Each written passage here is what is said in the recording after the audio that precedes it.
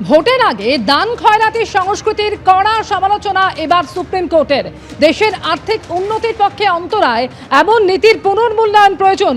দেশের বেশিরভাগ রাজ্য রাজস্ব ঘাটতিতে ভুগছে, তাও রাজস্ব ঘাটতিতে ভোগা এইসব রাজ্য দান খয়রাতি দিয়ে চলেছে। দেশে কি ধরনের সংস্কৃতি আমরা চালাচ্ছি, এতে আমরা চিন্তিত। টাকা পয়সা থাকলে হাসপাতাল, স্কুল, কলেজের উন্নতিতে জোর দিন। ভোটের আগে ফ্রিতে জিনিসপত্র না বিলিয়ে রাজ্যগুলি নিজেদের নীতি সমীক্ষা করুক। রোজগারের সুযোগ তৈরি করা রাজ্যের কর্তব্য। বিনামূল্যে খাবার, ফ্রিতে সাইকেল, বিদ্যুৎ দিলে উন্নয়নের জন্য টাকা পয়সা বাঁচবে কোথায়? মন্তব্য প্রধান বিচারপতি সূর্যকান্ত এবং বিচারপতি জয়মাল্য বাগচি ও বিপুল এম পাঞ্চলির বেঞ্চের। বিহারের আর্থিক অবস্থা আর পশ্চিম বাংলার আর্থিক অবস্থা এক নয়। বিহার এইরকম দেনায় ডুবে নেই, আর এই সরকার নিলামে ওঠার অবস্থায় এনেছে পশ্চিমবঙ্গকে। অতএব সেই পশ্চিমবঙ্গের মুখ্যমন্ত্রী যেভাবে দান ছত্র করে গেলেন, যেভাবে সমস্ত পয়সা বিলালেন, এটা কোনোভাবেই আমরা মানতে পারি না। সুপ্রিম কোর্ট যে রায়টা দিয়েছে সেই রায় অত্যন্ত গুরুত্বপূর্ণ এবং কার্যক্ষেত্রে এই রায় পালন হওয়া উচিত বলে আমি মনে করি, এবং সব পক্ষেরই এই রায় সম্পর্কে বিচার বিবেচনা করা দরকার। এটা ঠিক, দান খয়রাতিটা কখনো একমাত্র বিকল্প হতে পারে না। স্কুল, কলেজ, হাসপাতাল, ইনফ্রাস্ট্রাকচার পরিকল্পনা করে মানুষের কাছে অর্থনীতিকে পৌঁছে দেবার ব্যবস্থা করাটা বেশি গুরুত্বপূর্ণ, কোনো সন্দেহ নেই। দান খয়রাতির একমাত্র বিষয় নয়, তবে এটা খেয়াল করা উচিত, নিশ্চয়ই সুপ্রিম কোর্ট বিবেচনা করবে।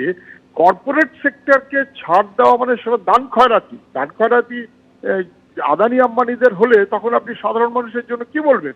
যার খাওয়া জোটে না, যে একেবারে নিরন্ন, তার পাশে থাকতেই হবে সোশ্যাল ওয়েলফেয়ার স্কিম, তার পাশে থাকতেই হবে।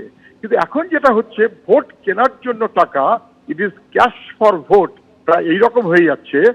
আর আদানি আম্বানিদের পোষার জন্য সরকার খরচ করে যাচ্ছে।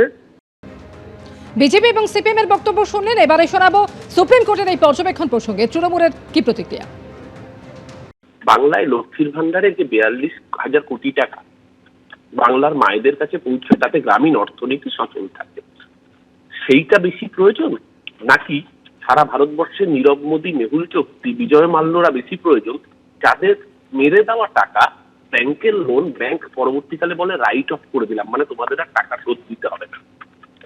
সারা ভারতবর্ষের যতগুলো রাজ্য এই ধরনের প্রকল্প চালায়, তাতে টোটাল যা খরচ হয় তার অন্তত 200 গুণ, 300 গুণ, 500 গুণ বেশি টাকা এই শিল্পপতিরা, যারা কেউ কেউ নরেন্দ্র মোদী, অমিত শাহ ঘনিষ্ঠ, অধিকাংশ, তারা যখন মেরে পালিয়ে যান, ব্যাংক কেন তাদের লোনটা রাইট অফ করে দেয়?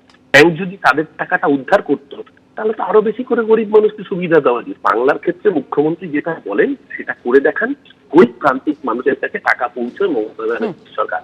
আমাদের লক্ষ্য গরিব মানুষের অ্যাকাউন্টে টাকা পৌঁছবে, আর বিজেপির লক্ষ্য আদানি আম্বানি কিংবা বিজয় মাল্য, নীরব মোদী, মেহুল চোকসি যারা ব্যাংকের টাকা মেরে পালিয়ে যাবে, তাদের অ্যাকাউন্টে টাকা পৌঁছবে। এবিপি আনন্দ, এগিয়ে থাকে, এগিয়ে রাখে।